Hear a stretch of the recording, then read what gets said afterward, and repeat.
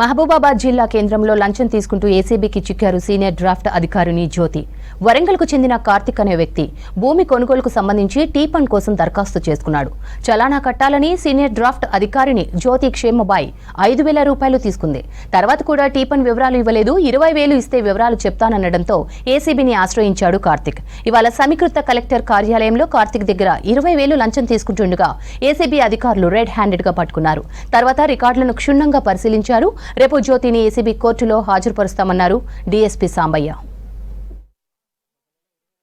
నాడు వరంగల్కి చెందిన ఒక ఫిర్యాదుదారుడు మహబాద్ శివార్లో గుమ్ముడూరు అనే విలేజ్లో 3 ఎకరాల ల్యాండ్ కొని ఆ ల్యాండ్ మీద ఏమైనా లిటిగేషన్స్ ఉన్నాయో ఏమో అని టీ1 కొరకు కలెక్టర్ కాంప్లెక్స్ మహబాద్లో ఉన్నటువంటి ఇన్స్పెక్టర్ సర్వే ల్యాండ్స్ ఆఫీస్కి వచ్చి టీ1 కొరకు అప్లై చేశాడు.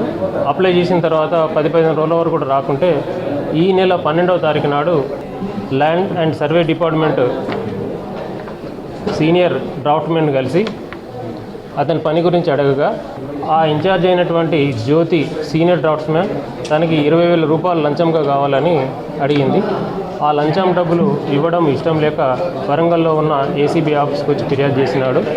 20,000 రూపాయలు జ్యోతి సీనియర్ డ్రాఫ్ట్మెన్ గారు తీసుకుంటుండగా మేము రెడ్ హ్యాండెడ్గా పట్టుకున్నాము. రేపు ఏసీబీ కోర్ట్ హన్మకొండలో ప్రొడ్యూస్ చేస్తాము. ఏ ప్రభుత్వ ఉద్యోగి అయినా కూడా మీ పని చేయుటకు గాను డబ్బులు డిమాండ్ చేస్తే మా టోల్ ఫ్రీ నంబర్ 1064కి